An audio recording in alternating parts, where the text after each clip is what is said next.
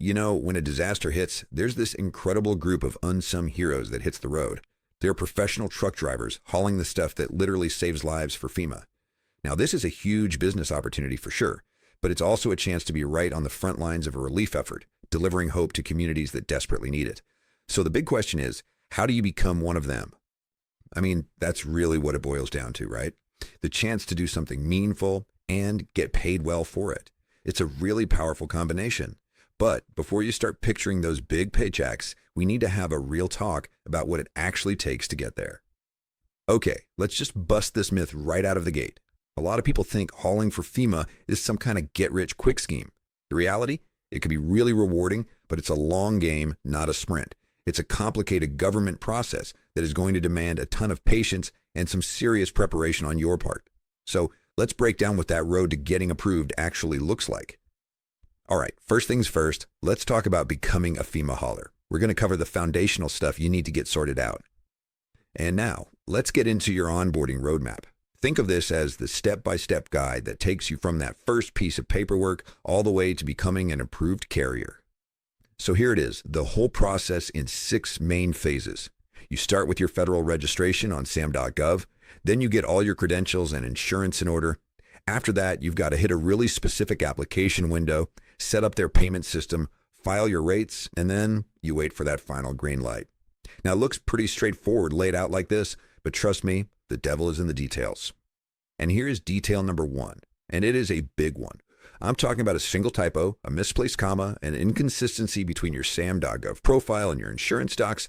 Any of it can bring your application to a grinding halt. These government systems are not forgetting, so you need to double, no triple check that every single detail matches perfectly.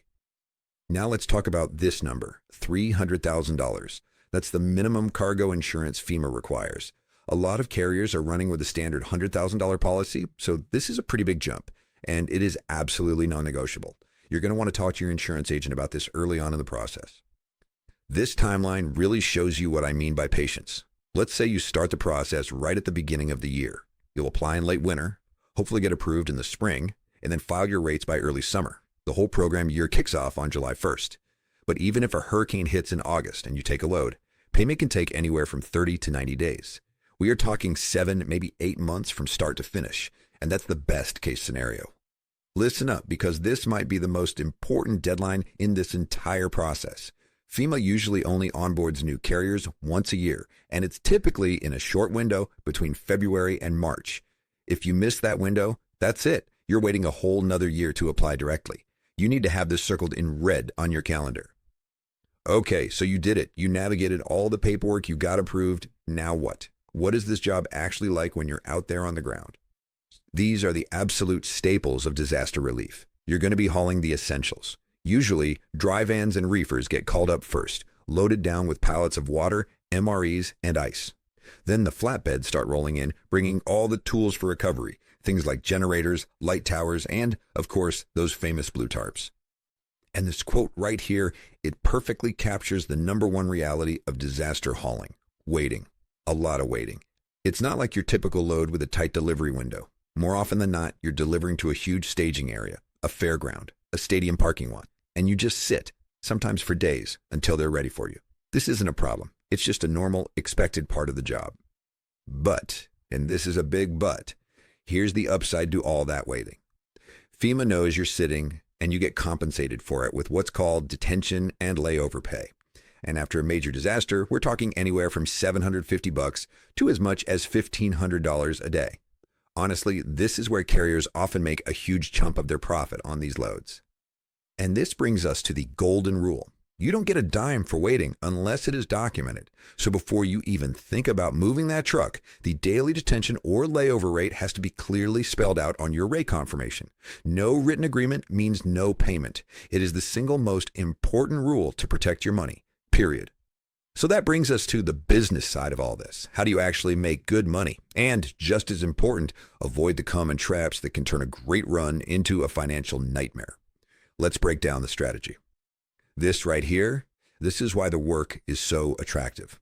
When a nature disaster hits, trucks are scarce and the need is urgent. Spot market rates for trucks heading into that disaster zone can absolutely skyrocket. And sometimes they double or even more compared to what they'd normally be. That's a powerful incentive to get involved. But here's the catch. You're hauling into a disaster zone. Guess what's not coming out of a disaster zone? Freight. You have to assume 100% of the time that you'll be driving out empty. That's called deadheading. Your rate on the way in has to be high enough to cover not just that trip, but also the hundreds of empty miles you'll drive to get back to where the paying freight is. So you've basically got two ways to get these loads. You can go direct with FEMA. The upside is you keep the whole rate. The downside is you're dealing with slow government payment cycles. Or you can go through a broker. They'll take a cut, of course, but a good one might pay you faster and handle a lot of the paperwork for you.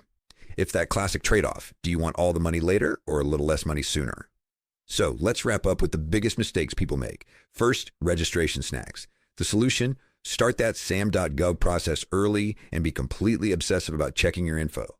Second, those payment delays. You need to have cash reserves to float your expenses, or maybe work with a factoring company that knows how to handle government freight. And third, having no plan for the backhaul. Simple. Always price those deadhead miles into your rate from the very beginning. You know, at the end of the day, this is what you're really signing up for. You're not just another truck on the road. You're becoming part of a critical response network. You're part of FEMA's cavalry, a trusted group of pros who are prepared to deliver hope when things are at their worst. So there you have it. We've laid out the entire roadmap from the first form you fill out to the final paycheck. We've talked about the process, what it's really like on the ground, and the financial ins and outs. The only question left is, are you ready to do the work, to get prepared, and to answer the call to be part of the solution?